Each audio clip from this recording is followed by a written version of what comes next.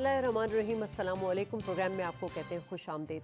नाज़रीन, आम इंतखाबात 2024 के हवाले से जो गैर यकीनी के जो बादल थे वो छटते हुए नज़र आ रहे हैं। मुल्क भर में इंतखाबी सरगर्मियों की अमल में तेज़ी आ गई है। सियासी उम्मीदवारों को मैदानों में उतारा जा चुका है। जलसे जुलूस, तुंद और तेज़ बयानात, साथ साथ जो अवाम के ख्वाब नीलाम करते हुए बुलंद दावे और वादे, ये तमाम चीज़ें हैं जिसने यकीनन सूरत हाल को गरमाया हुआ है। मुल्क की तो सूरत हाल ये है, लेकिन आज हम बिलखुसूस बात करेंगे कि सिंध में जो इंतखाबी सरगर्मियाँ हैं वो कहाँ तक पहुँची हैं, दीगर पार्टियों की क्या मंशूर हैं और साथ साथ उनकी तैयारियाँ कहाँ तक पहुँची हैं। यकीनन नाज़रीन, कराची और सिंध जो कि एक मईशत के हवाले से अहम शहर जाना जाता है, रीढ़ की हड्डी की हैसियत रखता है और कहा जाता है कि ये सूबा जो है ये 90% के करीब जो है रेवेन्यू जनरेट करके देता है। मगर हमने देखा है कि 2 दहाइयों से ज़ायद इस शहर का कोई पुरसाने हाल नहीं है।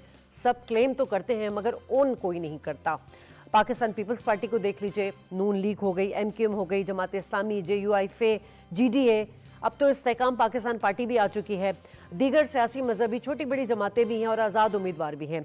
बात करेंगे इनकी पोजीशन क्या है, ये आवाम को क्या दे सकते हैं। पाकिस्तान पीपल्स पार्टी जो कि 15 साल से सूबे में हुक्मरानी करती रही और वफाक में भी 5 साल उन्होंने इख्तिदार संभाला था, और इस बार जो है चेयरमैन बिलावल भुट्टो ने अवामी फलाह बहबूद के हवाले से 10 वादे किए हैं, जिसमें जो उनका पुराना वादा था रोटी कपड़ा मकान का, उसका जिक्र तो नहीं किया, लेकिन बहरहाल 300 यूनिट मुफ्त बिजली, भूख मिटाओ प्रोग्राम, 30 लाख घर, 5 साल में तनख्वाह दुगनी जैसे वादे शामिल हैं।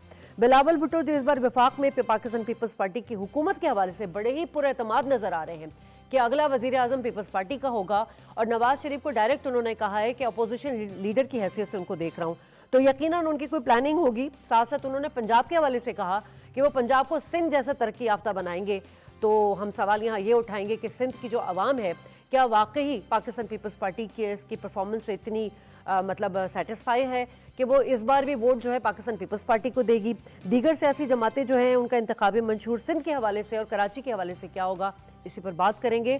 पैनल का तारुफ कराऊं, सादिया जावेद पाकिस्तान पीपल्स पार्टी से ताल्लुक़ है, हमारे साथ मौजूद है। शुक्रिया आपका। वालेकुम अस्सलाम। हमाद भुट्टो साहब, आप भी रिप्रेजेंटेटिव हैं जमात इस्लामी के, बहुत शुक्रिया आपका। मलिक नईम अवान साहब, सीनियर रहनुमा पाकिस्तान मुस्लिम लीग नून, बहुत शुक्रिया सर आपका।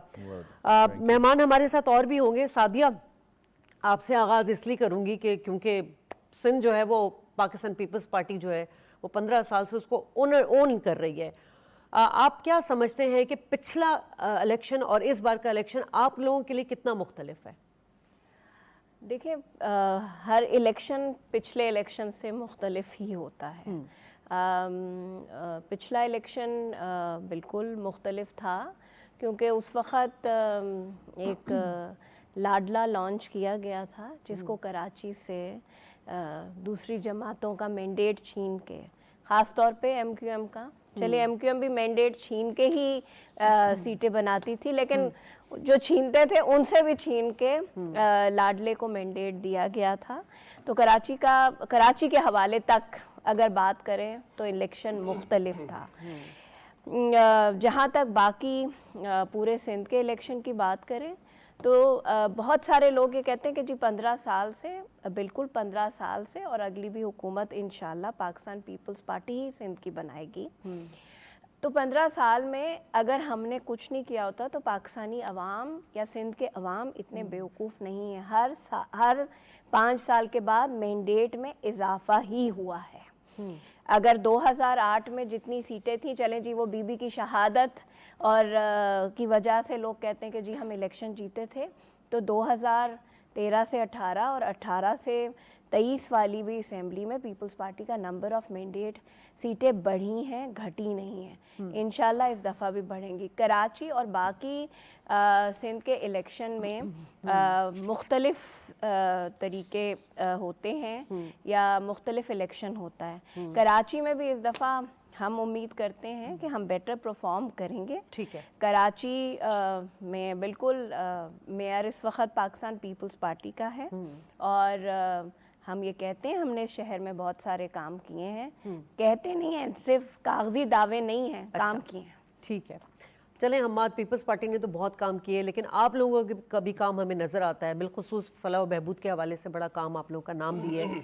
एक मुनज़्ज़म गो के मजहबी एलिमेंट भी है आपकी जमात में, लेकिन एक सियासी मुनज़्ज़म जमात हमें नज़र आती है। सबसे पहले आप लोगों ने इस इलेक्शन में जो है अपना इंतखाबी मंशूर का ऐलान किया था। आज अमीर साहब ने जमात इस्लामी के, उन्होंने भी दोबारा बात की और उन्होंने कहा हम कराची का मंशूर भी जो है लेकर आ रहे हैं। अच्छा, तो उसको ज़रा बताएंगे क्या है? देखिए, पहले तो मैं ये अर्ज़ करूँगा कि हमारी बहन ने जो फरमाया कि हुकूमत बनाएंगे, तो मेरे ख्याल में शायद ये अपने चेयरमैन को फॉलो नहीं कर रही। बिलावल साहब इस वक्त शदीद मायूसी का शिकार हैं। उन्होंने जो ये दावा किया है कि हम आज़ाद उम्मीदवारों के साथ मिल वो के तो शेर का शिकार करने पंजाब चले गए, आप क्या बात कर रहे हैं? वो उन्होंने फेडरल गवर्नमेंट के लिए तो कहा है। आज़ाद उम्मीदवारों को साथ मिलाने का मतलब क्या होता है? सिंपल सी बात है ना कि हम नहीं जीत सकते। अच्छा, इस वक्त आज़ाद उम्मीदवार कौन है? इस वक्त आज़ाद उम्मीदवार वो हैं कि जो बेचारे, अब मैं बेचारा उनको कहूँ या नहीं कहूँ, लेकिन वो जिस हाल से गुजर के और आके आज़ाद उम्मीदवार बने, इनका इशारा उन्हीं की तरफ है। यानी वो चाहते हैं कि हम ख़रीदो फरोख्त की मंडी लगाएंगे, इनको अपने साथ मिलाएंगे और फिर हम हुकूमत बनाएंगे। अब ये वाला जो कॉन्फिडेंस हमारी बहन यहाँ शो कर रही हैं, वो कॉन्फिडेंस इनके चेयरमैन में नहीं है। इसी वजह से वो जिस इमरान खान पे पीपल्स पार्टी सबसे ज़्यादा तनकीद करती रही है और उनको लाडला भी अभी कहा, तो वही इमरान खान की नकल करते हुए उसी तरह के वो वादे करें कि 30 लाख घर, उन्होंने कहा था 50 आप लाख तनकीद घर। का आपका मौका देंगे, लेकिन मैं पूछना चाह रही थी पहले जो तो कराची मंशूर है, बताएं। मंशूर के हवाले से आप तनकीद कीजिएगा। बिल्कुल, उन्होंने अपनी सफाई दी, आप भी दीजिए अपनी जी सफाई। ज़रूर ज़रूर। देखिए, हमारा मंशूर बिल्कुल वाज़े है।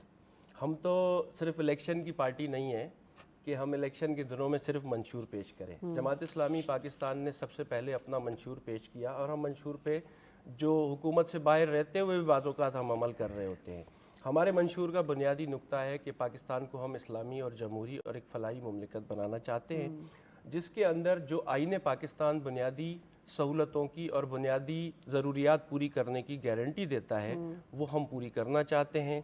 हम ये चाहते हैं कि जो सेहत की सहूलतें बड़े लोगों को मिलती हैं, वही सेहत की सहूलतें गरीब लोगों को मिलें।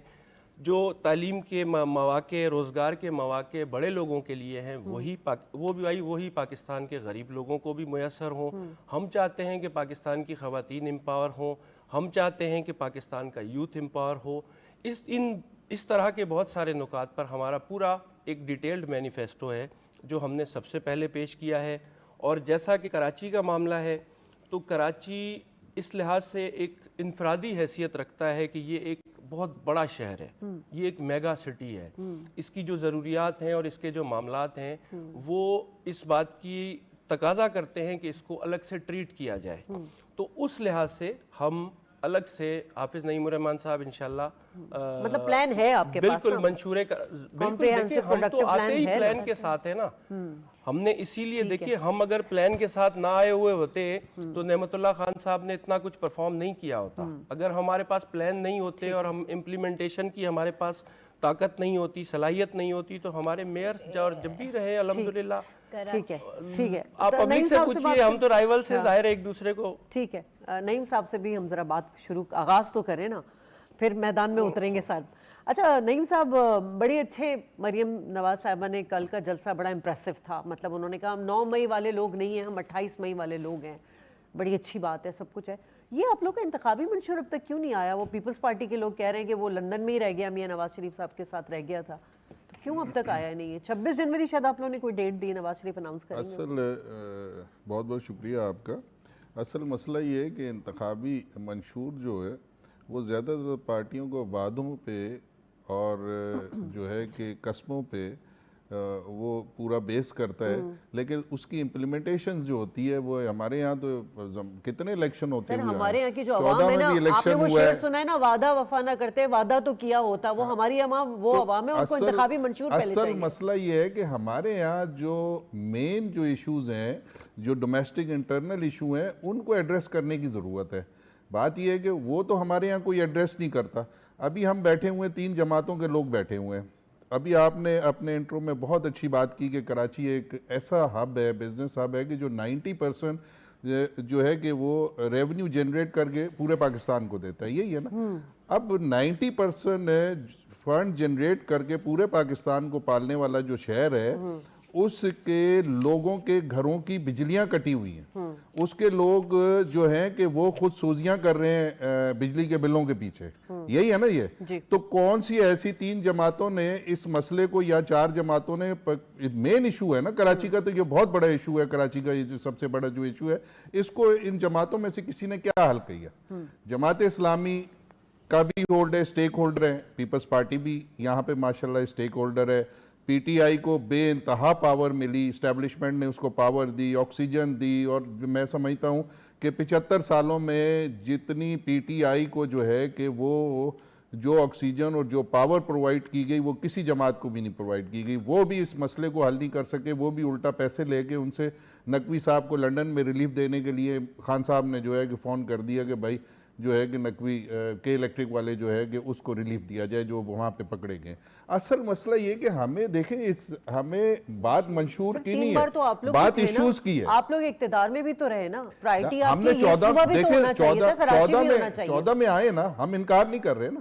46 बिलियन डॉलर की इन्वेस्टमेंट करनी थी, पाकिस्तान में लेके आनी थी, और जिसमें हमने वो स्टार्ट कर दी थी। जितना मोटरवेज वगैरह जो बने हैं, जो इंडस्ट्रीज उस वक्त जो लगी तो इधर सिंध में क्यों पड़ डॉलर जो है वो आपका 60 की तरफ तो आ रहे थे, क्योंकि आपका एक्सपोर्ट जो सारा था वो आपका सी रूट्स को डेवलप कर रहे थे कि सी रूट से आपका, किसने रोका था? सी रूट से रोका गया था आपका 3 साल लगाए नहीं लगाए, उसके बाद पंडोरा बॉक्स खोल गया। और पनामा जो साजिश होती है इंटरनेशनल जो है एस्टेब्लिशमेंट की एक साजिश होती है। वैसे सिंध और कराची के अवाम जो है ना, उनको ये गिला जरूर है कि जिस तरह पंजाब को बनाया गया ना, सिंध को बहुत महरूम रखा गया। देखिए सिंध मुस्लिम फेडरल हुकूमत की जिम्मेदारी देखिए सिर्फ ये नहीं है, वो फिर आ जाती है 18वीं तरमीम, शब खून मारना और ये सारे बातें। लेकिन बहरहाल इक्तिदार में 3 दफा आप लोग आए, देखिए प्रायोरिटी बेसिस पे आप लोग को इसको एड्रेस करना अभी चाहिए। भी जब शहबाज साहब आए थे, उन्होंने जब यहाँ के ताजिर और सरमायादारों ने उन्हें एक उनका शाइया दिया था, उसके अंदर उन्होंने यही कहा था कि एक दफ़ा सिंध गवर्नमेंट, सिंध की आवाम जो है ना, हम पे एतमाद करके एक दफ़ा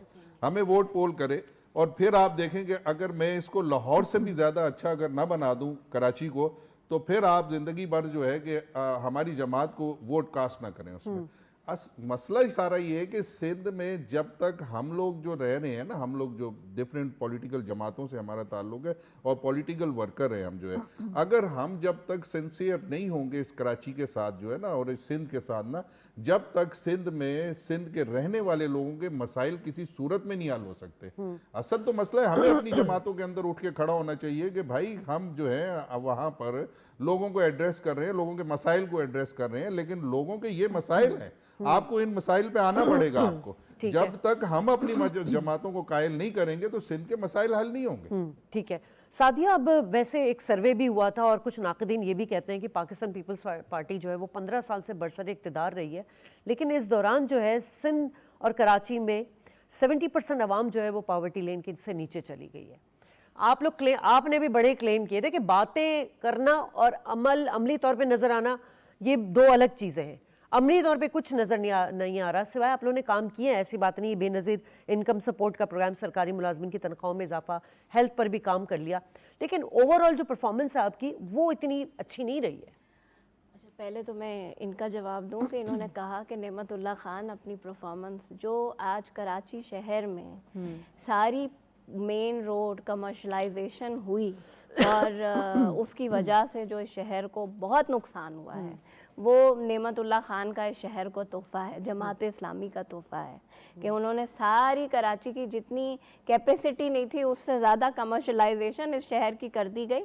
MQM बिल्कुल ज़िम्मेदार है, बाकी जमातें भी ज़िम्मेदार हैं, लेकिन सबसे बड़ी ज़िम्मेदारी जमात इस्लामी पे, क्योंकि उन्होंने लीगलाइज, आप इस वक्त शहर के किसी मेन रोड पे चले जाएं, गाड़ी खड़ी करने की भी जगह नहीं है क्योंकि वो कमर्शलाइज कर दिए गए हैं। तो ये जमात इस्लामी का इस शहर को तोहफ़ा है। तो इसी तरह का कोई मंशूर कराची के हवाले से प्लीज़ आइंदा मत दीजिएगा। अच्छा, दूसरी बात, जहाँ तक आपने बात की, देखें पीपल्स पार्टी ने आपने ये भी कहा कि जी घर बनाने का वादा किया। बिल्कुल, जब सैलाब आया तो पाकिस्तान पीपल्स पार्टी के चेयरमैन ने, पाकिस्तान की सिंध हुकूमत ने घर बनाने वाला जो मुआहदा वो हम अकेले नहीं बना रहे, वो उसमें वर्ल्ड बैंक इन्वॉल्व है और वो घर बन रहे हैं।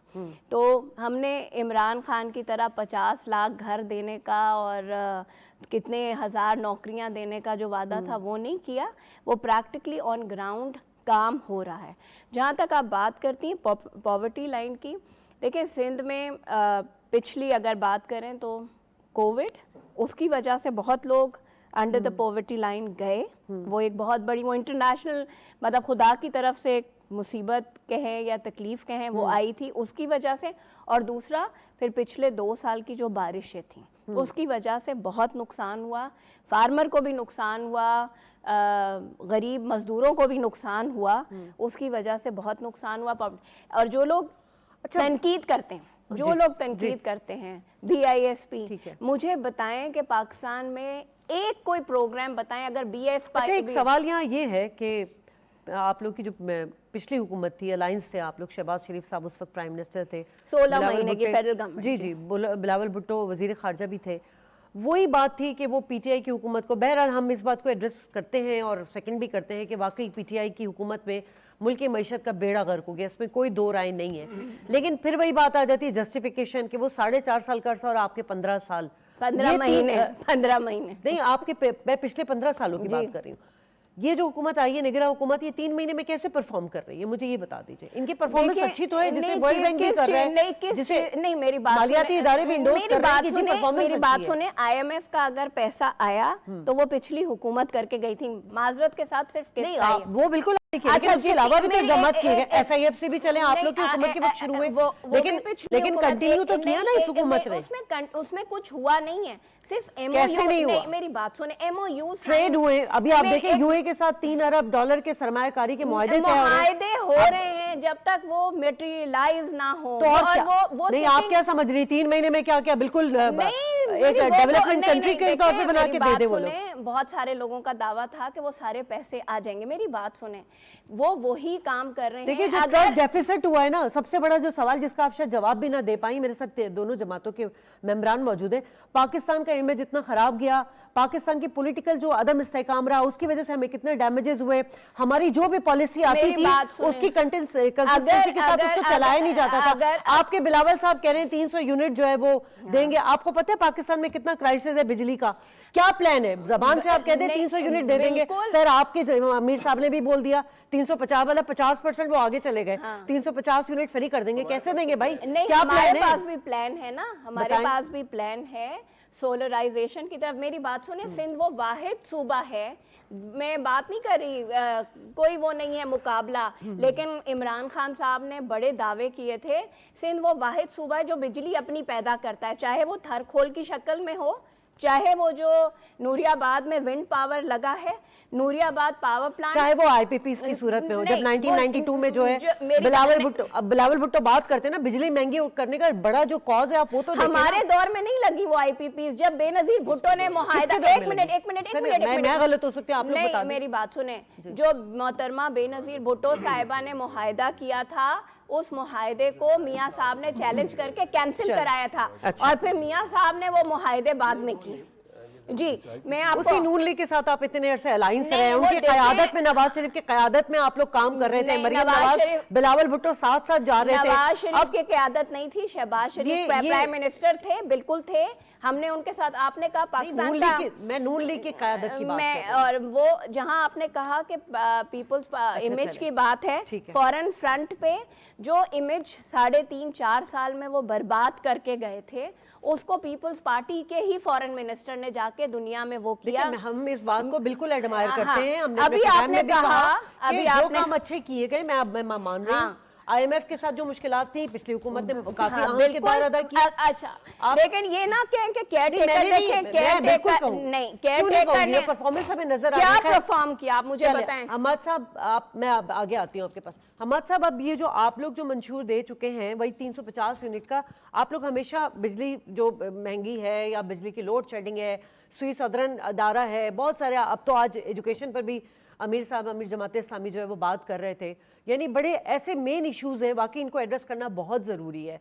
लेकिन है क्या प्लान, क्या है? कोई आप फिगर फैक्ट्स के साथ बताएंगे कुछ?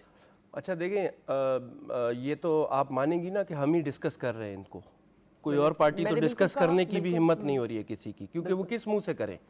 मतलब ये ऐसा इलेक्शन है, अभी थोड़ी देर पहले आपने इलेक्शन पे बात की थी जो अपने इंट्रो में, बड़ी अच्छी आपकी गुफ्तगू थी। इस इलेक्शन की एक और खूबी है बहुत अच्छी, इसमें कोई नया नहीं है। इसमें कोई नया नहीं है, कोई 35 साल से है, कोई 15 साल से है, हम भी नए नहीं है ना, जमात इस्लामी भी नई नहीं है। तो अब इसलिए जो मुसलसल हुकूमतों में पार्टियां रही हैं, अब अच्छा फिर सोशल मीडिया है, मीडिया बहुत इस वक्त तेज़ है, जो बात होती है सवाल हो जाता है। ठीक है। तो इसलिए ये हिम्मत करना पैदा करनी चाहिए, ये हिम्मत फेस करने की, कि कुछ बोलें तो सही ना कि क्या करना चाहते हैं, सिवाय इसके कि आज़ाद उम्मीदवारों को साथ में लाएंगे।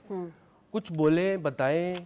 अच्छा, दूसरा मैं ये अर्ज़ करना चाहूँगा अपनी बहन से कि इन्होंने जो फरमाया नेमतुल्लाह खान साहब के हवाले से, ये बड़ी ज़्यादती कर रहे हैं। देखिए, ये नासिर शाह साहब ने और मुर्तज़ा वहाब साहब ने ये बात शुरू की थी, और वो उन्होंने तो फ्रस्ट्रेशन में ये बात की थी, क्योंकि उनके पास कोई बात ही नहीं आ रही है कि जमात इस्लामी को कैसे क्रिटिसाइज़ करें। मैं बैठा हूँ ना, मेरी बहन जमात इस्लामी को क्रिटिसाइज़ करें, मैं खुले दिल से कबूल करूँगा। हम जमहूरी लोग हैं, हम किसी का मुंह नहीं बंद करवा सकते, ना हम किसी से नाराज़ होते हैं, हम तो बिल्कुल खुले दिल से खुशामदीद कहेंगे, ये क्रिटिसाइज़ करें। मसला ये कि मुर्तज़ा वहाब साहब ने कब्जा भी कर लिया मेयरशिप पे, अब वो क्रिटिसाइज़ करें कैसे जमात को? अब वो ले दे के इनके पास एक नुक्ता आ गया है जिसकी डिटेल इनके पास खुद भी नहीं है कि वो कमर्शलाइज करने का मतलब क्या है आखिर, मतलब क्या कमर्शलाइज किया, क्या सड़कें बेच दी हमने? भाई आप तो अभी भी पार्क आप कमर्शलाइज कर रहे हैं, पार्क अभी भी पार्क बेचे जा रहे हैं। मैं जहाँ रहता हूँ सफूरा टाउन में अभी भी गुलिस्तान जौहर ब्लॉक 7 का एक पार्क ठेके पे दे दिया गया है, हालांकि वो पब्लिक पार्क है। हम बना रहे थे उस पार्क को, कोशिश कर रहे थे कि वो बन जाए, वो आम लोगों के लिए खुल जाए, उसको बेच दिया गया।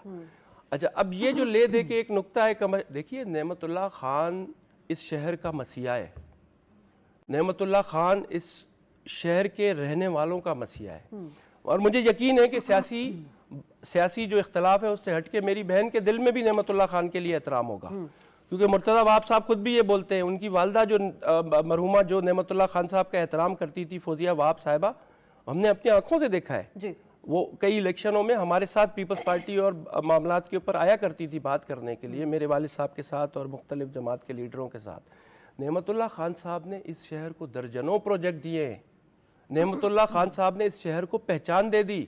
नेमतुल्लाह खान की वजह से पाकिस्तान की तारीख में ये हुआ कि पाकिस्तान का मेयर कहीं पे डिस्कस होने लगा बड़े बड़े फोरम्स पे, पॉजिटिव वे में, अच्छा, नेगेटिव में नहीं कि करप्शन होती है, हम इस लाइन में नीचे। काम हुआ जमात इस्लामी, मैंने कहा ना फलाई कामों में बहुत आगे है, कराची के मसाइल के लिए आवाज उठाती है, सड़कों पर एहतजाज करती है, मगर इससे आगे क्यों नहीं बढ़ पाती? क्यों उसका वोटर निकल के उसको वोट कास्ट नहीं करता जब इतनी मकबूल है? तो देखिए, अभी कुछ बातें हैं जो पुरानी बातें हैं, वक्त के साथ नहीं, आप उसको कुछ तो मैं वही अर्ज कर रहा हूँ, कुछ बातें हैं जो गुजरे वक्तों की बातें हैं। अच्छा, ये भी बात गुजरे वक्तों की बात है। देखिए, गुज़श्ता बल्दियाती इलेक्शन के अंदर कराची में अगर किसी के लिए वोटर निकला है ना, तो वो जमात इस्लामी है। ये अलग बात है कि उस मैंडेट को अगवा कर लिया गया, मैं उस पर बहुत डिटेल में बात कर लूँगा अपनी बहन के साथ। मैं तो उस बल्दियाती इलेक्शन में खुद उसका मैं खुद उसका मुतासिर हूँ, ठीक है, मैं खुद इफेक्टी हूँ उसको बहुत बड़ा। तो वो किस तरह अगवा किया गया, हमने पोलिंगों पे गलियों मोहल्लों में हमने देखा, हमने आरओ ऑफिसेज में देखा, हमने बाद में नताइज को तब्दील होते हुए देखा, हमने देखा कि किस तरह यहाँ से लोग इस्लामाबाद जाके बैठ गए और वहाँ जाके किस तरह से उन्होंने वहाँ से मुख्तलिफ ऑर्डर्स निकलवाए। और तो देखिए, वो लोग वोटर तो जमात इस्लामी के लिए निकला है। अच्छा। इससे पहले जो कंटोनमेंट के इलेक्शन हुए कराची में, कंटोनमेंट बोर्ड्स आपको पता है मखसूस तरह के कराची के इलाके हैं, उनमें कई एक कंटोनमेंट्स के अंदर हम पहली और दूसरी पोजीशन पे हैं। तो इसलिए वो एक हेजिटेशन थी लोगों के अंदर, कराची की मैं ख़ास तौर पे बात कर रहा हूँ, वो एक हेजिटेशन थी, एक मखसूस माहौल था, एक मखसूस हालात थे जिसमें ये तासुर बन गया। लेकिन अब इंशाल्लाह नहीं है, अभी भी अगर इंशाल्लाह ताला जो आप देखेंगे 8 फरवरी के इलेक्शन में लोग जमात इस्लामी के लिए निकलेंगे। ये किस्सा पारीना है जो कराची में पीपल्स पार्टी और दूसरी की किस्सा पारीना है कराची। चले, ये तो कराची में ये बड़ी स्टेक होल्डर्स हैं, एनक्यूएम हो गई, जमात इस्लामी हो गई, नून लीगा में उस तरह से एक्टिव नज़र नहीं आई थी पिछली इंतखाबात में भी, और इस बार क्या प्लान है आप लोगों का? आप लोग पीपल्स पार्टी के अगेंस्ट कोई जमातों के साथ इत्तेहाद कर रहे हैं? एमकेएम के साथ तो आपकी बातचीत चल रही है, मुस्तफ़ा कमाल भी विड्रॉ हो गए शहबाज शरीफ के उसमें। जी देखिए बात ये है कि हमेशा जब भी नवाज़ शरीफ आए हैं ना तो वो मेन एजेंडा लेके आए हैं। जैसे अगर 97 में वो आए हैं तो 97 में आप देखें कि 98 में पाकिस्तान के बॉर्डर्स के ऊपर इंडियन और इसराइली फोर्सेस की मशकें शुरू हो गई थी, एक्सरसाइज जो है, और रात दिन यही था कि अब पाकिस्तान के ऊपर अटैक होने वाला है। अगर न्यूक्लियर उस वक्त ब्लास्ट ना करते तो इस चीज़ को रुकना नहीं था कि ये जंग स्टार्ट हो जाती थी। उसके बाद जब परवेज़ मुशर्रफ के बाद जब ये पाकिस्तान जो है लहू लुहान हुआ और इसमें तालिबानाइजेशन का और मजहबी जो है कि वो इंतहा पसंदी का जब एलिमेंट्स आया तो आपने देखा जगह जगह ब्लास्ट हो रहे थे। तो उस वक्त भी जब नवाज शरीफ आए तो उन्होंने दो ही बातें की हैं, एक मैं माशी तौर पे जो है इनकलाब लेके आऊँगा और दूसरा लॉ एंड ऑर्डर का मसला हल करूँगा। तो आपका बहुत बड़ा लॉ एंड ऑर्डर का जो मसला था पाकिस्तान का, वो अल्लाह के फजल व करम से उसी दौर में नवाज शरीफ ने उसको हल करके और इस पाकिस्तान को जो है नो गो एरियाज ख़त्म करके और इस पाकिस्तान को पाकिस्तान बनाया था। अब जब मियाँ साहब आए तो मियाँ साहब की पहला एजेंडा यही था कि बिजली का बिल जो है इससे लोगों की जान छुड़ाऊंगा। सबसे पहला एजेंडा ही उनका यह था कि बिजली के बिल से लोगों की जान छुड़ाऊंगा, और वो प्लान लेके आए हैं कि बिजली के बिल से लोगों की जान छुड़ाएंगे, जो हम इस वक्त बहुत बड़े इसी मसाइल का शिकार हुए हैं। दूसरा जो है कि वो माशी तौर पे जो है कि मुल्क को दोबारा से अपने पैरों पे खड़ा करना है, इन्वेस्टमेंट्स दोबारा से लेके आनी है, इसका कम्युनिकेशन सिस्टम, इसका रोड सिस्टम वगैरह वो जो है कि तजारती तौर पे जो है कि दोबारा हमने उसी तरीके से करना है। और सिंध में जो है कि अल्लाह के फजल व करम से बातचीत चल रही है।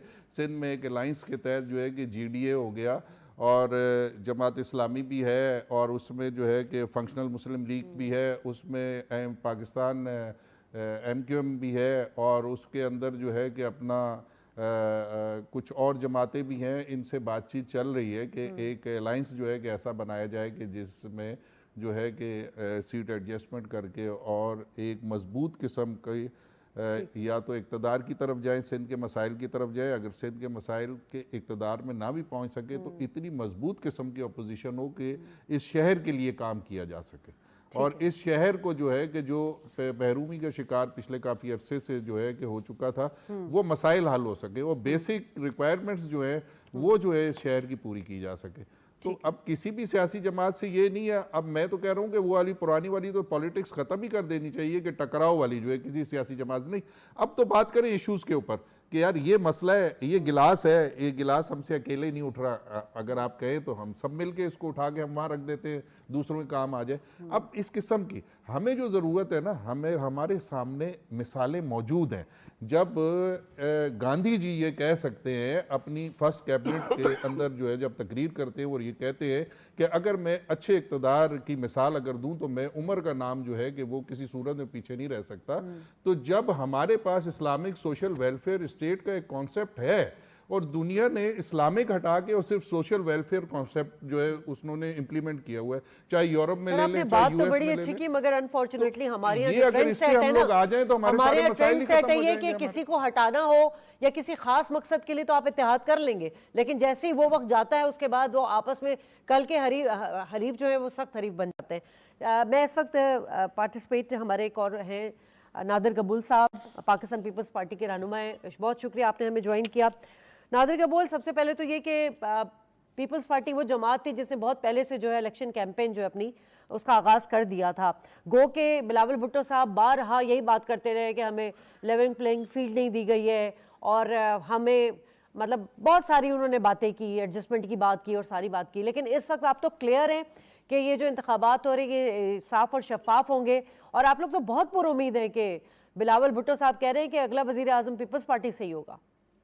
जी सर को बहुत शुक्रिया। बिल्कुल आपने सही फरमाया कि पाकिस्तान पीपल्स पार्टी जैसे ही असेंबलीज डिसॉल्व हुई थी तब से हमने अपना इलेक्शन मुहिम स्टार्ट कर लिया था, क्योंकि हमें उस वक्त भी यही खदशा था कि अगर हम सुस्ती दिखाएं बाकी पार्टीज की तरह तो शायद इलेक्शंस हो ही नहीं। और यही लग रहा था जब बिलावल साहब ने फाइनली जब प्रेशर डाला उसके बाद ही इलेक्शन कमीशन ने पहले एक बयान दिया था कि इलेक्शन वक्त पे होंगे, फिर एग्जैक्ट डेट के साथ बताया जब सुप्रीम कोर्ट ने इंटरवेंशन की। तो इस वक्त आवाम के बीच में अगर एक पार्टी है तो वो पाकिस्तान पीपल्स पार्टी है, अगर एक लीडर है तो वो बिलावल भुट्टो जरदारी साहब है। और ये सिर्फ बिलावल साहब नहीं, उनकी बहन भी, जहाँ जहाँ बिलावल साहब नहीं पहुंच सकते अपनी मसरूफियात की वजह से, तो उनकी बहन निकली हुई है, कैंपेनिंग कर रही है। और मियाँ साहब हालांकि 4 साल बाद आराम करके लंदन से वापस आए हैं, तो वो उस तरह से एक्टिव नहीं नजर आ रहे जिस तरह से एक साबका 3 दफा प्राइम मिनिस्टर को नजर आना चाहिए। और कुछ और लीडरान है जैसे मौलाना फजल रहमान साहब हो गए, वो तो बाकायदा ये कह रहे हैं कि सिक्योरिटी की सिचुएशन के बहाने बना रहे हैं कितना खराब है कि इलेक्शन ही नहीं होना चाहिए। तो इंशाल्लाह अगर आवाम बाकी में देखे कि कौन ऐसा लीडर है जो अपना एक अवामी मंशूर लेकर आए सामने, एक अवामी मुआशी मुआहदा लेके जिसमें गरीब तबके के लिए, लेबर के लिए, यूथ के लिए, हेल्थ के लिए, लैंड रिफॉर्म्स के लिहाज से अगर इकदामात और अपना एक प्लान एजेंडा लेकर आए तो वो सिर्फ और सिर्फ बिलावल भुट्टो जरदारी साहब ही हैं। तो इंशाल्लाह उम्मीद यही है कि आवाम बिलावल साहब को और तीर के निशान को कामयाब बनाएगी। लेकिन और अगला सवाल प्राइम यहाँ मिनिस्टर ये बिलावल साहब है नादिर, बड़ी अच्छी बात है और इंतखाबी मंशूर हमारे यहाँ तो एक वही ना एग्जाम्पल सेट हो चुकी है कि जितने वादे करने कर लो, जितना कुछ बाद में उनकी अकाउंटेबिलिटी कोई नहीं है कि पार्टीज को बुलाया जाए और पूछा जाए भाई वो आपका जो मंशूर था, जो इंतखाबी मंशूर था, उस पर आपने अमल दरामद कितना कराया। रोटी कपड़ा मकान हमने देखा कि भुट्टो साहब जब थे, जुल्फ़िकार भुट्टो साहब, तब तो वो हमें होता हुआ नजर आया था। फिर उसके बाद जो है वो जो एक आपकी मईशत और सियासत के हवाले से जो माजी में हमने देखा था, जो बात और काम नजर आता था, वो नहीं नजर आ रहा। ये 10 नुकाती एजेंडा कैसे पूरा होगा? इस वक्त इकोनॉमी के जो सूरत हाल है वो आपके सामने है, हम IMF के कर्ज में डूबे हुए हैं, इस वक्त SIFC को लेके जो इकदाम शुरू किए जा रहे हैं, लेकिन ये जो आप लोग बात कर रहे हैं कि 300 यूनिट जो है बिजली मुफ्त देंगे, कैसे देंगे? क्या कौन सी जादू की छड़ी आप लोग के हाथ में लग गई है कि 30 लाख घर भी दे रहे हैं आप, 5 साल बाद जो है वो दुगनी तनख्वाह भी कर देंगे और रोजगार भी फराम कर रहे हैं? क्या कैसे करेंगे ये सब कुछ?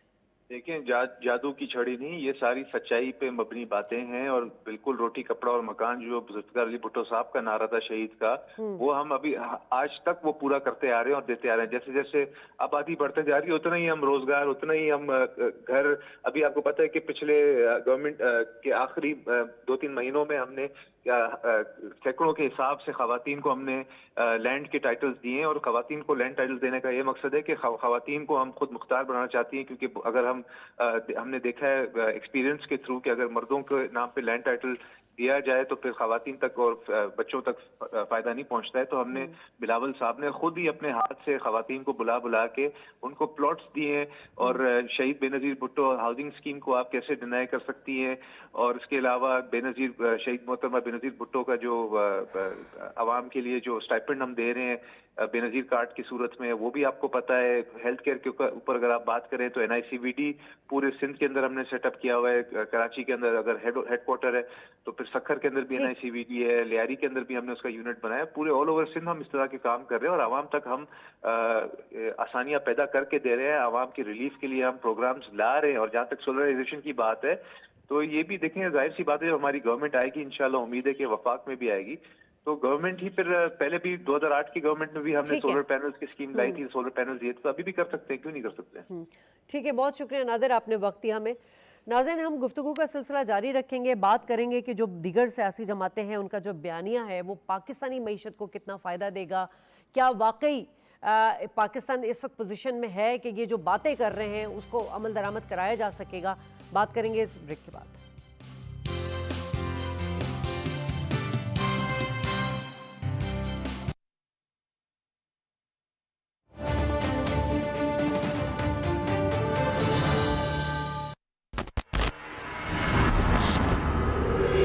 हर शय पर्दे के पीछे छुपी है पाशा। साए नजर आते हैं लेकिन हकीकत पोशीदा रहती है।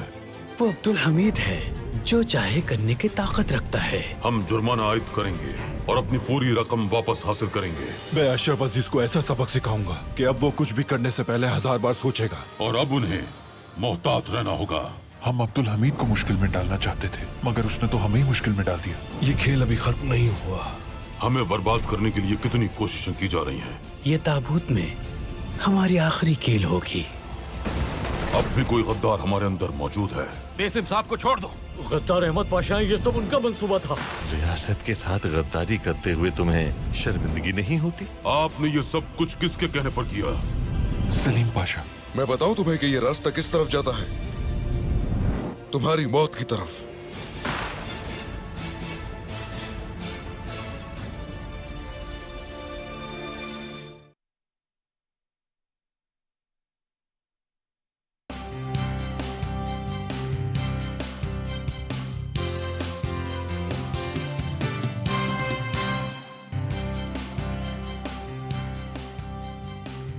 वेलकम बैक नाज़रीन। जैसे कि मैंने पहले भी कहा कि इस वक्त जो है वो इंतखाबी अमल और सरगर्मियाँ जो है वो बहुत तेज़ हो चुकी हैं। अब 19 दिन ही रह गए इलेक्शन को और इंशाल्लाह एक फ्री एंड फेयर इलेक्शन होंगे और जो भी जमात इक़्तिदार में आएगी उसको पाकिस्तान जो इस वक्त क्राइसिस में मल्टीपल चैलेंजेस को जो देख रहा है उसको उस हुकूमत को फेस करना पड़ेगा। यकीनन सादिया, इस संगीनी का तो आप लोग की जमात को भी अंदाज़ा होगा, बाकी जमातों को भी अंदाज़ा होगा कि ये जो बिरयानी की प्लेट आप लोग को मिलेगी अगर, तो वो इतनी आसानी से नहीं मिलेगी, इसके आगे बहुत रिप्रिकॉशंस हैं। क्या लग रहा है आपको? बड़ी अच्छी बात की नईम साहब ने, होना तो यही चाहिए इस वक्त जो पाकिस्तान की सूरत हाल है। तमाम सियासी जमातों को, कोई भी इक़्तिदार में आती है, आप छोड़ देना इलेक्शन पे, जो भी जमात आती है आप उसके साथ मिलकर 5 साल उनको पूरा करने दें। जो इस वक्त की हुकूमत और अस्करी क़यादत SIFC और दीगर प्रोजेक्ट्स को लेकर काम कर रही है उसको तसलसल के साथ जारी रखें। 5 साल के बाद फिर जब मैदान खुला होगा, जिस जमात ने जो डिलीवर किया होगा वो फिर आगे चलेगी, बाकी नहीं। बड़े अच्छा प्रपोजल दिया है इन्होंने। मेरा ख्याल से प्रेसिडेंट आसिफ अली जरदारी साहब ने इमरान खान जो कि पीपल्स पार्टी के सबसे बड़े नाक़िद थे, मुखालिफ थे, बड़े सारे उन्होंने हमें अलकबात से जमात को और लीडरशिप को हमेशा वो किया, लेकिन प्रेसिडेंट आसिफ अली जरदारी थे कि उनको भी उन्होंने दावत दी थी कि हमें मिसाक मईशत करना चाहिए, हमें लॉन्ग टर्म पाकिस्तान की मईशत के लिए फ़ैसले करने होंगे जो कि मुश्किल होंगे, जिसका अवाम को भी वो करना होगा और जो हम जिनको कहते हैं जो तबका जिनको पता ही नहीं है कि महंगाई क्या होती है, उनको भी उसके टैक्स नेट में और उन चीज़ों में आना होगा। तो मेरा ख्याल है कि पाकिस्तान की मईशत की खातिर बिल्कुल पाकिस्तान के अवाम को, एक तो जिस भी जमात को, बिल्कुल मैं तो चाहूँगी कि पाकिस्तान पीपल्स पार्टी को, जिस भी जमात को, एक तो क्लियर मेजॉरिटी होनी चाहिए ताकि वो हुकूमत फ़ैसले कर सके। क्योंकि जब आप हंग पार्लियामेंट की सूरत में आते हैं, छोटी जमातें होती हैं, हर जमात के अपने एजेंडे होते हैं, उनको पूरा करने के लिए मुल्क उसकी रिपरकशंस मुल्क को भुगतनी पड़ती हैं। फाइनेंस ख़ास तौर पे मईशत को वो करनी है। जो आप बात कर रही हैं कि SIFC और बाकी जो दुनिया से मुआहदे इस वक्त किए जा रहे हैं, जो MOU साइन किए जा रहे हैं, जाहिर सी बात है उन मुल्कों को भी पता है कि ये केयर टेकर सेटअप है, इलेक्शन होंगे और जो भी हुकूमत आएगी वो उसको बिल्कुल ऑनर करेगी, क्योंकि वो किए तो हुकूमत पाकिस्तान ने है। तो मुझे लगता है कि पाकिस्तान की मईशत की खातिर बिल्कुल तमाम जमातों को अपने तमाम इख्तिलाफात को पीछे रखते हुए मिलकर वो करना। ठीक है हमाद साहब, तो अब आज जैसे मैं अमीर जमात इस्लामी का बयान सुन रही थी, बड़ा उन्होंने, उनकी भी ललकार एक अलग ही थी, अलग टोन था उनका भी, कि बिलावल भुट्टो ने कहा है कि बदीन के लोगों का फैसला जो है कराची के बाबुओं को नहीं करने देंगे, तो कराची के लोगों को भी हम किसी जागीरदार वडेरे और उसको नहीं आने देंगे। हमारे यहाँ एक जो मोरसी सियासत है उसको ज़्यादा पसंद भी किया जाता है, आवाम वोट भी देती है, क्या वजह नज़र आती है आपको? नहीं, मोरूसी सियासत को आवाम कैसे पसंद करती है, इसका क्या पैमाना है आपके पास? अगर पीपल्स पार्टी की परफॉर्मेंस देख लीजिए, बिलावल भुट्टो की पसंदीदगी मकबूलियत देख लीजिए, नवाज शरीफ साहब को देख लीजिए, मरियम नवाज को देख लीजिए। कहाँ पे देखूं? नहीं, ऑफ कोर्स है तो कहीं ना कहीं तो स्टैंड कर रहे हैं ना। कम है, करोड़ों वोट लेते हैं, अब ऐसे तो नहीं, अगर आप लोग वोट की बात करते हैं तो फिर एतमाद भी तो होना चाहिए ना। अब देखें, अब आपने जो रिकन्सिलिएशन की बात की मफाहमत के हवाले से और हुकूमत को आगे चलने के हवाले से, आपकी कंटिन्यूटी में ही मैं बात करता हूँ, इस पर भी बात करूँगा। बात यह है कि देखें, हम तो बिल्कुल हर पार्टी के साथ हम बैठने के लिए तैयार होते हैं, हम बैठते रहे हैं। हमने जब APS हुआ तो बहुत सारे इख्तलाफात थे, बहुत सारे मामला थे, उसके बावजूद हम बैठे। APDM जब बनी लंदन के अंदर मुशर्रफ के ख़िलाफ़, उस वक्त हालांकि बाद में बहुत सारी पार्टियों ने धोखा दिया, वो अलग बात है, लेकिन हम आज भी बल्दियाती इंतखाबात के बाद पीपल्स पार्टी ने आपको ऑफर की थी ना कि हमारे साथ आए। मैं उसी पे आ रहा था, मैं इसी पे आ रहा हूँ कि, और हम चाहते हैं कि जिसकी भी हुकूमत बने उसको 5 साल पूरे मिलने चाहिए, वो किसी भी सतह की हुकूमत हो, चाहे वफाकी हो, सूबाई हो, बल्दियाती हो। लेकिन अब सवाल ये पैदा होता है कि इलेक्शन के अंदर जो मैंडेट है पहले उसको तो तस्लीम किया जाए ना। अब अगर आप मुझे कहें कि मैं मुर्तज़ा वहाब साहब को तस्लीम कर लूँ कि वो 4 साल के लिए कराची के मेयर रहेंगे, ये कैसे मुमकिन होगा? मतलब जिस तरह बिलावल साहब लेवल प्लेइंग फील्ड मांग रहे हैं अपने लिए, तो बिलावल साहब, क्या सिंध में 15 साल उन्होंने लेवल प्लेइंग फील्ड दी है? कराची तो अभी की बात है ना, सबके सामने है, मतलब मुझे बोलने की ज़रूरत नहीं है, सब लोग जानते हैं किस तरह से कराची से जो पीपल्स पार्टी कराची में सच्चल गोट और लियारी भी नहीं जीत सकती थी, और गोठों में भी धांधली करनी पड़ी, उस पार्टी का अगर मेयर बन जाए और आप मुझे कहें मैं उसको 4 साल के लिए तस्लीम कर लूँ। तो अब बात यह है कि वो लेवल प्लेइंग फील्ड, अच्छा फिर आप जो कह रही हैं ना मकबूलियत, देखिए मकबूलियत के लिए हमारे पास मुख्तलिफ तरीके हैं, आप जानती हैं कैसे मकबूलियत की मैनेजमेंट होती है। अब जैसे अगर आप मुझे कहें कि जी सिंध में 2008 में भी पीपल्स पार्टी जीत गई, फिर 2013 में तो उससे ज़्यादा सीटों के साथ जीत गई, फिर 2018 में उसके साथ सीट ज़्यादा। अब बात यह है कि जब आप एक क्लब बनाएंगे, उस क्लब में सारे वडेरे शामिल हों। देखिए मेरा खुद ताल्लुक, मैं भुट्टो हूँ और मैं वाहिद कैंडिडेट हूँ भुट्टो, पीपल्स पार्टी का तो कोई कैंडिडेट ही नहीं है भुट्टो। ठीक है। जमात इस्लामी, और ये भी सरप्राइज मतलब आप हैरत अंगेज बात देखें कि जमात इस्लामी की नुमाइंदगी एक भुट्टो कर रहा है। ठीक है, चले मुझे अगर आप मौका दें, मैं आपको अभी मौका देती हूँ, जरा एक गेस्ट को मैं शामिल कर लूँ। अमीनुल हक साहब MQM से हमारे साथ ज्वाइन कर चुके हैं, बहुत शुक्रिया सर आपका। अमीनुल हक साहब, यकीनन इंतखाबात करीब हैं, तैयारियां उरूज पर हैं, आप लोगों की पार्टी की क्या तैयारियां हैं? कराची की नुमाइंदा जमात रही है MQM। देखिए शादिया, MQM तो मेरा ख्याल है कि पिछले 2 महीने से अपनी इलेक्शन कैंपेन तकरीबन शुरू कर चुकी थी, और आपको इस बात का पता भी है कि जब इलेक्शन का शेड्यूल नहीं भी आया था तो MQM ने अपने 5 कौमी असेंबली और 1 सूबाई असेंबली के उम्मीदवार का नामों का ऐलान कर दिया था। वो अपने अपने इलाकों में मौजूद थे, लोगों से राब्ते में थे। जैसे मेरा ख्याल है शेड्यूल आता है, MQM ने लगभग कराची के तमाम जो उसकी पिछले 3 दहाइयों से सीटें भी जीती थी, उन तमाम सीटों पे मौजूद है। हैदराबाद में मीर प्रकाश, नवाबशाह सक्कर में MQM ने एक हिकमत अमली, एक जैसे कहते हैं कि एक जबरदस्त हिकमत अमली के तहत आगे बढ़ रही है।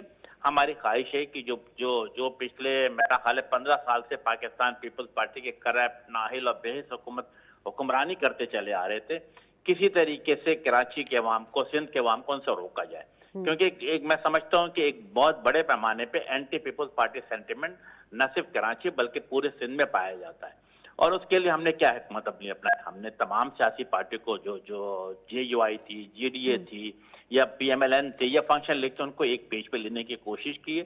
एक मुश्तरका हिकमत अमली अपनाते हुए सीट एडजस्टमेंट काफी जगहों पर की गई है, और फिर हम माजी की उन्हीं चीजों पे चलना चाहते हैं जो पहले भी MQM ने किया। मसलन अगर हम 1990 को आप देखेंगे तो MQM के एक बेहतरीन हिकमत अमली के तहत जाम सादिक अली को वज़ीर आला बनाया और फिर पीपल्स पार्टी को हमने बाहर निकाला। फिर आपको याद होगा 1996 लियाकत अली जुती साहब को वज़ीर आला बनाया गया MQM की सपोर्ट की बिना पर। फिर आपको 2003 भी याद है जब मेहर साहब को और उसके बाद गालिबन हमारे एक और वजीर आला थे, उनको हमने अरबाब रहीम साहब को वजीर आला बनाया गया।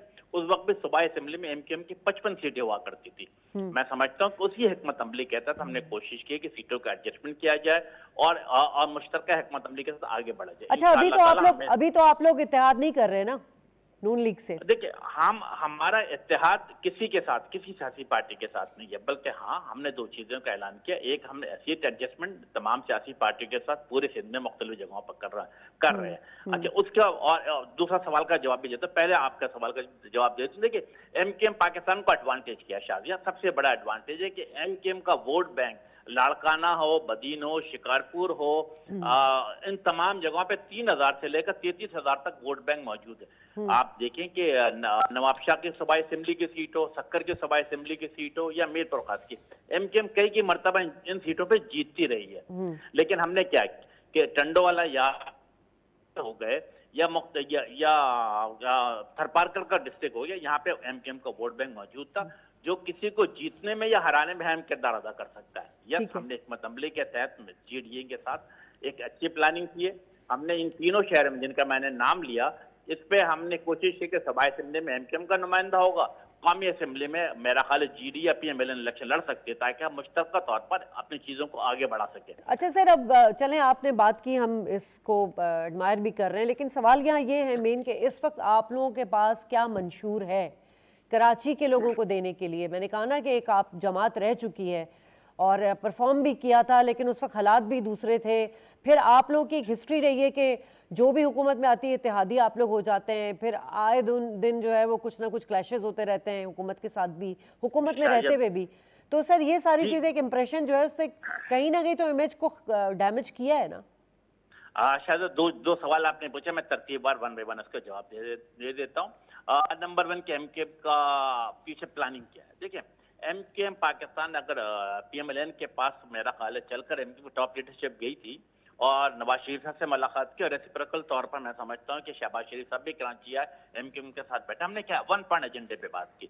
हमने 1 पॉइंट एजेंडा क्या था कि लोकल गवर्नमेंट सिस्टम को एम्पावर किया जाए। एमकेएम जिसे कहते हैं ना कि सिस्टम बदलना चाहती है और उसी सिस्टम के तहत हमारी ख्वाहिश है कि जो नेशनल फाइनेंस कमीशन से पैसे निकल करके जिसे कहते हैं प्रोविंस में आता है और चीफ मिनिस्टर हाउस में एक्यूमुलेट हो जाता है, हमारी क्या ख्वाहिश है कि यस उन तमाम पैसों को डिस्ट्रिक्ट लेवल पे, टाउन लेवल पे, यूसी लेवल पे मुंतकिल किया जाए। हमारी ख्वाहिश साथ साथ ये भी जो हम कॉन्स्टिट्यूशन जिसे कॉन्स्टिट्यूशन अमेंडमेंट पेश करना चाह रहे हैं और इसलिए हम पीएमएलएन के साथ मिले तो दूसरी सियासी पार्टी के पास जा रहे हैं कि इसमें दूसरी बात हमने ये रखी है कि हर सूरत में मेक श्योर किया जाए कि हर 4 साल के बाद लोकल गवर्नमेंट के इलेक्शन कराया जाए। अनफॉर्चुनेटली आप कराची की मिसाल ले लें, मुस्तफा कमाल साहब का दौर 2010 में खत्म होता है, उसके बाद लोकल गवर्नमेंट जो वसीम अख्तर का मेयर से बात है वो 2015 में शुरू हुआ, 5 साल का गैप था। 2020 में वसीम अख्तर खत्म होते हैं। ठीक है, बहुत शुक्रिया अमीनुल हक साहब, आपने वक्त दिया और बेस्ट ऑफ लक आपके लिए भी। चलिए सादिया, एक लास्ट कमेंट दे दीजिएगा जरा मुख्तसर। अगर आपकी हुकूमत बनती है और आप जैसे कह रहे थे कि शुरू में हमने बात की कि आज़ाद उम्मीदवारों को शामिल करेंगे, तो एमकेएम को करेंगे जमात अपनी हुकूमत में शामिल? देखिए, पॉलिटिकली आप दरवाजे नहीं बंद करते, पॉलिटिकल पार्टीज अपने दरवाजे नहीं बंद करती, डायलॉग के दरवाजे हर जमात के साथ खुले होते हैं। पिछली भी अगर जो 16 महीने की फेडरल गवर्नमेंट बनी थी जो उसमें बहुत सारे इत्तेहादी थे, वो प्रेसिडेंट आसिफ अली जरदारी साहब की रिकन्सिलिएशन ही थी ना। और जमात इस्लामी को भी चाहिए कि for the sake of the city and Pakistan. जी अहमद साहब, लास्ट कमेंट सर। क्या अब सवाल पूछूंगी तो जवाब लंबा देंगे, इसलिए कह रही हूँ आप ही मुख्तसर मैं तो अपनी वही बात कर रहा था कि उस पर आपको एक जुमला बोलूँगा कि जो आपने पॉपुलरिटी की बात की थी ना, एक क्लब बनाया हुआ है जिसमें वडेरे हैं, जिसमें लोकल सारे लॉट्स हैं, जिसमें मनशियात फरोश हैं, वो सारे मिलके सिंध के यरगमाल बनाते हैं सिंधियों को और वो फिर एक कब्जा करते हैं। आप कहती है ये पॉपुलरिटी है। ठीक है, नईम साहब बहुत खामोश बैठे हुए। नईम साहब आप बताएं, अगर हुकूमत बनती है आप लोगों की तो आप सबके साथ मिल के मुशावरत के साथ पाकिस्तान के इस्तेकाम के लिए चलेंगे?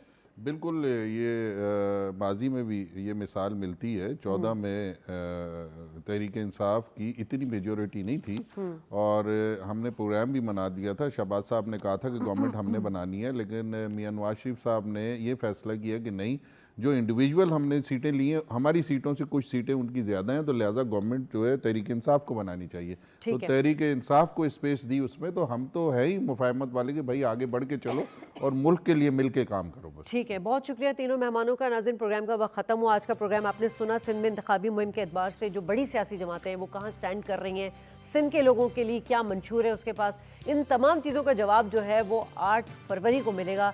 लेकिन मेरा बस एक सवाल ये है कि जो भी गवर्नमेंट आए, जो भी जमात जो हुकूमत बनाए, वो पाकिस्तान के मुफाद के लिए सोचे, ज़ाती मुफाद या सियासी मुफाद के लिए ना सोचे, अवाम को सोचे। प्रोग्राम से इजाज़त, अल्लाह ने के पास।